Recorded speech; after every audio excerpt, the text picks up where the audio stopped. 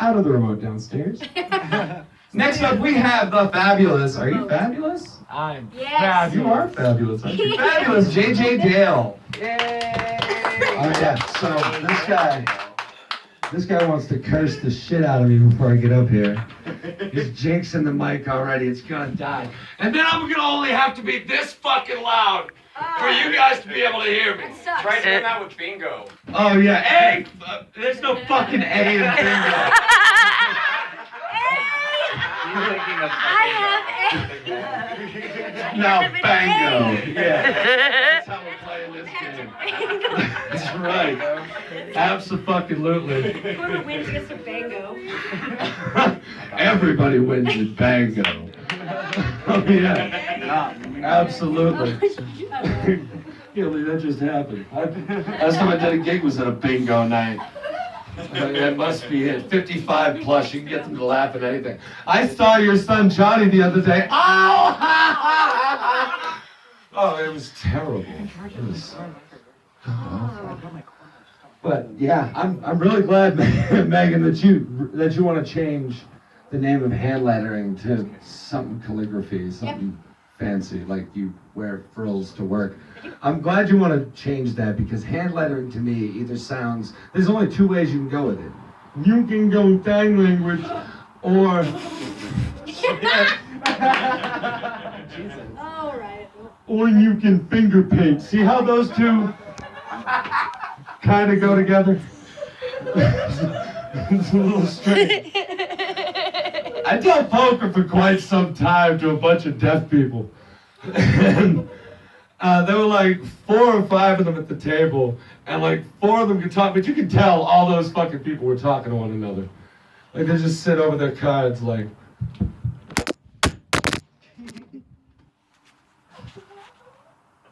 And, oh no, I didn't fucking see that. I've been watching your eyes to see if I could find a twitch. Next thing I see them like moving their hands around like they have a twitch. And they've completely told them their entire game, how they're gonna bet this hand and who's gonna win the hand based on strategy. But somehow, they get really fucking stoned and they all fall out of the same fucking round. Because you ever get that feeling when you're stoned, when you're so like, infatuated with your hand, and you think about the fucking complexities, man, and how all those tendons and muscles can work together, and suddenly they don't fucking work anymore. So your sign language has gone to shit. You might as well just learn to talk and then talk for 45 minutes about what you're gonna do at the table. That's pretty much how that goes. Oh, I wrote some shit too, but I look like 14 years older with my glasses on. So I'm just gonna sit here and fucking read this thing like I got the vinegar strokes, and I'm gonna step all over Ryan's joke. 3 people have watched the league. They know what fucking vinegar strokes are. You know that feeling when you're just getting ready to come? Do I? And you start getting that starry feeling up in your ears? You're welcome, Ryan. And then all of a sudden you make that face like you just swallowed a shot of vinegar. Yeah. Yeah. But see, I've upgraded that very that demeaning moment. I downloaded the ESPN app, right? So around 10 o'clock at night, I know that all the games are getting ready to end and I'm going to get ready to get those updates. So I time my peak out on any given day to 10 o'clock at night. So that way I can get through that vinegar stroke face and right into my and then all of a sudden you hear da-da-da, da-da-da. Oh yeah. These are your top 10 plays. That's exactly how that goes. See, that's I time it out that way for another reason too, is because I am not like a morning sex person, sorry ladies. And the guys JT drugged on the couch, they pass out. It's just weed, ladies and gentlemen. They didn't have some weird drink he made in the back that he handed out to anybody or anything. As referenced earlier. But I don't like morning sex. I don't. I'm sorry. It's supposed to be a glorious moment in the morning for most women alive. But for men, it is a fucking struggle. I love how there's emphasis on this speaker. Like, it sounds like the speaker I learned how to play guitar on when I was 16. It's like I can hear a bus driver in everything that I say. Like, next stop, Andrew Square. We're going to downtown crossing. Oh yeah, absolutely. So morning sex, yeah, we're staying there, right? We're staying right on topic. I'm not gonna let this weed defeat me. Not gonna let it take over. But that first pee in the morning, man, for men, it's a fucking struggle because we know we got this thing. We just woke up from a really good dream and we got this thing that we could really use right about now. That we don't want to get up and get our fucking sleep pants on and have it hanging from it. And we got two directions we can go.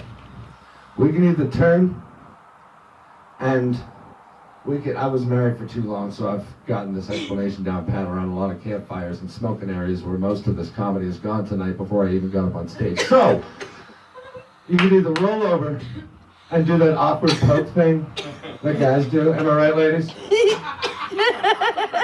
It's awkward, like, it's not even like a tap on the shoulder, right? Just you got that fold right up underneath your butt cheek. Then we'll lean up to and be like, hey. What you doing? Can I try?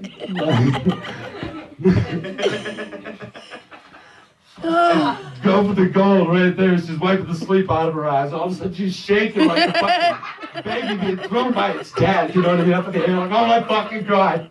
Holy shit. I gotta pee too because that's the other problem. It's the other direction that you can roll is the smart way to roll, gentlemen. And that is toward the bathroom. Yeah. Because there is nothing worse than that moment where you try and poke and you wake her up. It's like 5:30 in the fucking morning. You're up before the birds thinking about getting your bird done. And all of a sudden, you realize halfway through, you don't get to the vinegar strokes. Although it's probably the vinegar that made you do it. But you gotta pee so fucking bad. And now all of a sudden, now without thinking, because the blood's not here right now, gentlemen. You're not even thinking about the fact that you're gonna smash your bladder all over the lower spine of your partner for the next 25, 35, 45 minutes because there's nothing there, gentlemen. There's nothing there.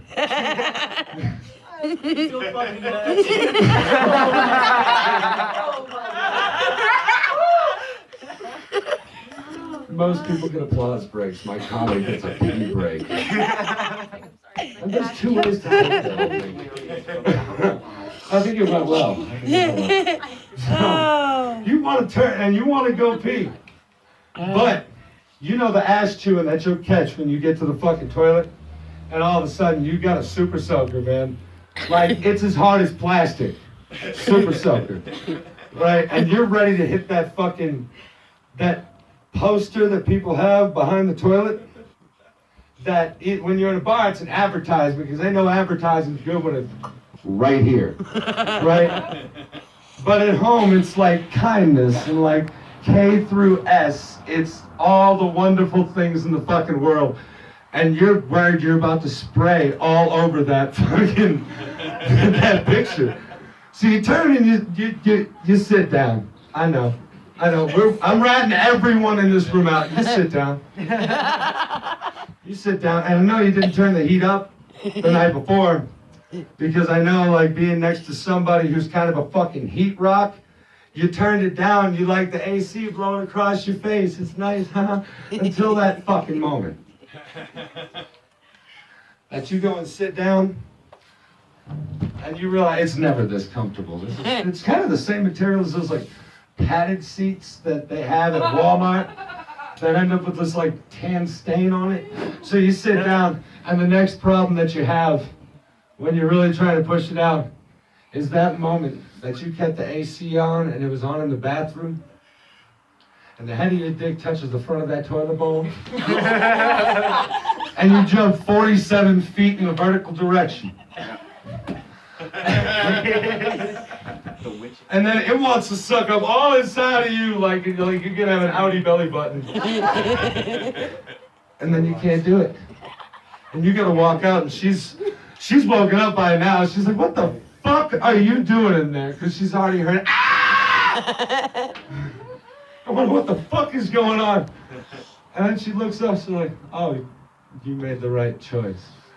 My name is JJ Dale, guys. Thank you for having me. Oh, I got that. And then we're out of here. So fucking awkward. So.